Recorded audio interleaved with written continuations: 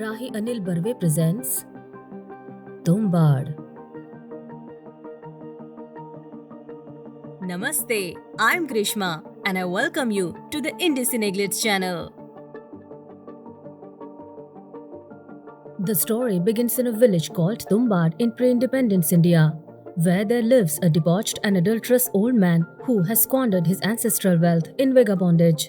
Now all that remains of him is his ancestral mansion, which houses the ancestral shrine of the deity engraved with a gold coin. He has a mistress with whom he has two young sons who live in poor conditions. He has ordered his mistress to take care of his great-grandmother and has promised to give her that gold coin in return for her services. But he seems to have no intention of giving away the coin, as his mistress has been taking care of the old lady for the past 12 years. But that old lady is no ordinary person. She is a decrepit old woman of hundreds of years, with demonic tendencies and always hungry. She looks possessed by an evil force and can read minds and moods. She is chained in a dark room and can be controlled by a special spell that puts her to sleep instantly. After some days, the old man dies, and being ostracized in the village, the mistress decides to move to the big city of Pune. But then her youngest son falls from a tree and gets severely injured. She rushes to the doctor and before leaving, asks her elder son Vinayak to feed the old lady at night and gives the spell, "Sleep or Hastar will come," to control her. Vinayak asks who Hastar is, but his mother leaves in a hurry and Vinayak is left all alone in the house.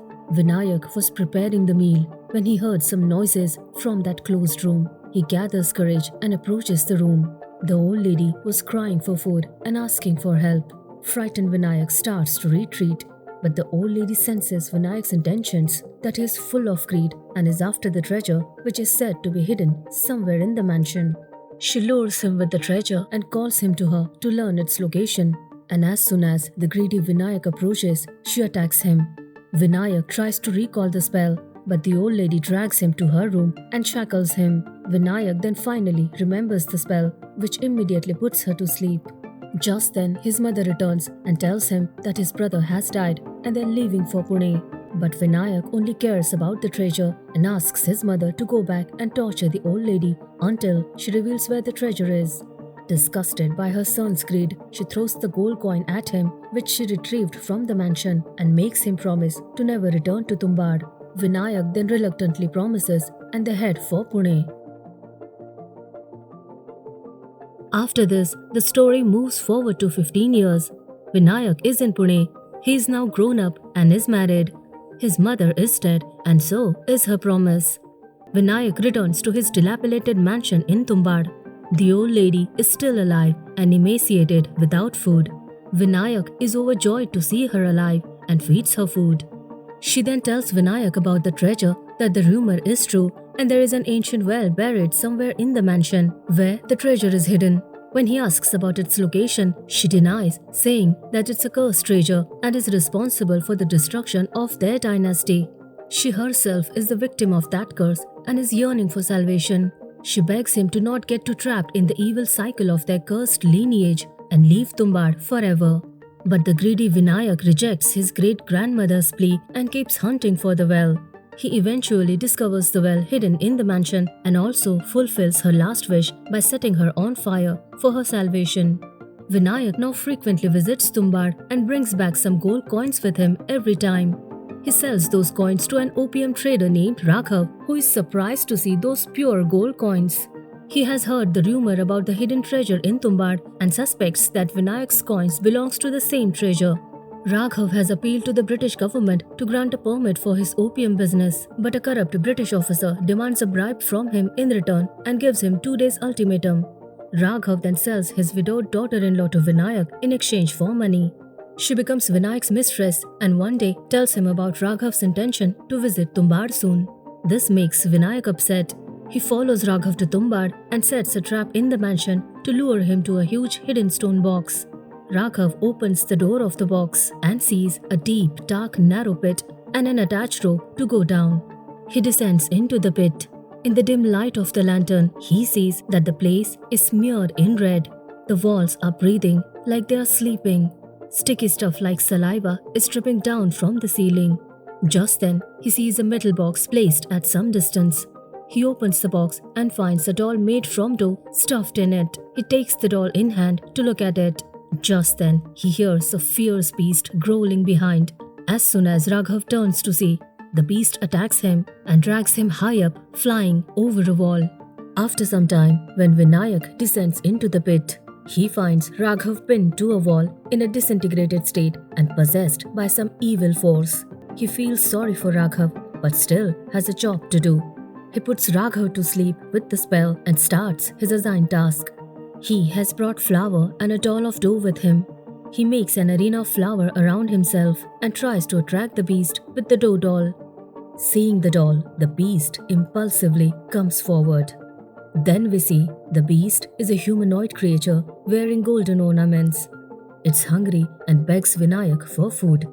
That creature can't attack or enter inside the circle of flour, because doing so, it would be burned to ashes. Vinayak knows that he is safe only within the circle, and the creature can be controlled only from within. Vinayak then makes fun of his hunger, mocks him and teases him. The creature is infuriated by this disrespect. He runs to Raghav and unroots his hand from his body. Enraged, Vinayak then throws the doll far away. The creature rushes to the doll and starts eating it. Vinayak then rummages in its pocket, and then we see gold coins pouring out of it. Vinayak has a limited time frame to collect those coins and escape while the creature is busy eating. He collects as many coins as possible and sets out to escape. But then he hears the anguished cry of Raghav. He turns and throws the lantern at Raghav. Raghav dies by burning alive in the fire. This distracts the creature and it runs to attack Vinayak. But Vinayak nimbly escapes holding the rope and locks the creature inside the pit. And this is how he acquires gold coins in Tumbbad. The story now moves forward 14 years. Vinayak is a promiscuous drunkard and womanizer, but now he has grown old. He is no longer agile and energetic as he used to be, making him unable to confiscate gold coins. That's why he's training his 12-year-old son Pandurang for Tumbbad, so that his son can do his job for him. What Vinayak does in Tumbbad is hidden from his family. His wife Vedehi only knows that she has to prepare a lot of flour, with which Vinayak goes to Tumbbad and brings back some gold coins. She doesn't dare to question her husband and obeys his orders. After a few months, Vinayak decides to take Pandurang with him to Tumbbad. On the way, Pandurang curiously asks him what is there in Tumbbad and why does it require training. Vinayak then narrates the whole story to his son, that according to legends, when the universe was created, the goddess of prosperity, who bestows gold and grain on mankind, gave birth to 160 million gods from her womb, that is, from the earth. She loved all her children, but her firstborn son Hastar was special to her. Hastar was greedy and wanted all the power for himself. He plundered all the gold in the universe, but when he was on his way to the grain, the rest of the gods stood against him and defeated him. When he was about to die, the goddess hid him in her womb again and saved him only on the condition that no one would idolize or worship him. Since then, he has remained asleep in his mother's womb until Vinayak's ancestors built the shrine of Hastar, making the gods angry, and they cursed Tumbbad with constant rain. That pit of Tumbbad was the womb of goddess which birthed millions of gods and sheltered Hastar. And as soon as the shrine was built, Hastar was awakened. Vinayak's ancestors had built the temple of Hastar only out of greed for gold. They knew that Hastar couldn't acquire the power of grain, and hence he was always hungry and powerless before food. Therefore, to get access to Hastar's unlimited gold, they started baiting with him food and looting the gold from his pockets. Layers of flour were spread outside the pit so that Hastar could never come out of it. But it also has another side. Not everyone could escape Hastar. Anyone who wasn't fast enough and was captured by Hastar were never killed, but doomed to live a painful life of eternal hunger and torture, from which they had to beg for death to escape. Vinayak's dynasty was prosperous with Hastar's gold, but with the price of many cursed lives. Vinayak's great-grandmother, Raghav, and many of his forefathers suffered from the curse and yearned for death. And now, Vinayak has also joined this chain. Pandurang is stunned to hear the story. Both reach Tumbbad and descend into the pit. Vinayak has brought Pandurang only for practice and not to collect coins. But as per the training, Pandurang has already carried a doll with him. And upon seeing that doll, Hastar comes out. Vinayak wasn't ready for this. In panic, he throws the doll far away and screams to get out immediately. But Pandurang runs after Hastar. He sifts through his pockets, collects the gold coin and manages to escape by telling his father. It turns out that Pandurang has inherited his hereditary greed and is as greedy as his father. Vinayak is angry with his son for not following his orders but is happy that gold will now keep coming to him. When Vaidehi asks him about the secret of Tumbbad upon their return, Pandurang refuses to divulge it, saying that it's a matter only between him and his father. Meanwhile, India becomes an independent nation freed from British rule. The government of India is building villages on waste and barren lands to build a new nation. Even though Vinayak was rich and had accumulated several gold coins over the years, his greed only fueled further. Despite issuing repeated notices to produce his inheritance documents, he kept himself busy with debauchery and extravagance. When he learns that his dilapidated mansion in Tumbbad has been finally taken over by the government, he becomes upset. Following in his father's footsteps, Pandurang also indulged in debauchery and revelry at an early age. When he learns that they have lost ownership of the mansion, he tells his father of his plan to rob all of Hastar's gold at once. He says that instead of hoarding a few coins, if they steal Hastar's loincloth, which is the source of gold, all the gold will be theirs. And to achieve this, they must keep him busy eating. So instead of feeding him one doll as usual, he suggests feeding Hastar several dolls one by one to keep him distracted until they can grab his loincloth. Vinayak immediately agrees to the plan and both of them reach Tumbbad with plenty of flour and several dough dolls. Happy with his perfect plan, Vinayak waits for Hastar in the pit, carrying 2 dolls. After a while, Hastar arrives. But Vinayak senses something is wrong when he hears some movement behind Hastar. He then sees 2 Hastars standing in front of him, hungry and growling. At the same time, Pandurang also takes out several dough dolls from his bag. Vinayak then sees an equal number of clones of Hastar being formed in front of him. It doesn't take long for Vinayak to realize that there will be as many Hastar as there are dolls. Vinayak is now scared, but Pandurang is alert. He quickly throws the dolls away, which starts a skirmish among Hastar's clone to eat.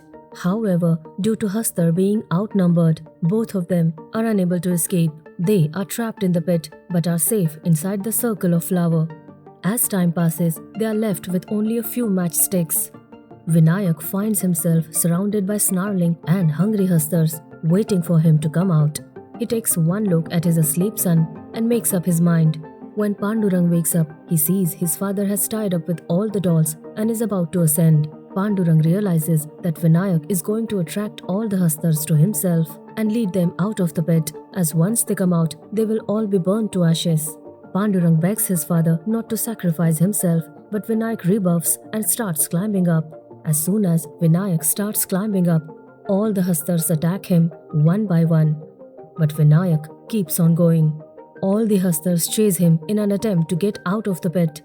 Just then, Pandurang sees them burning to ashes as soon as they touch the threshold, and thus the pit is now safe for Pandurang to escape.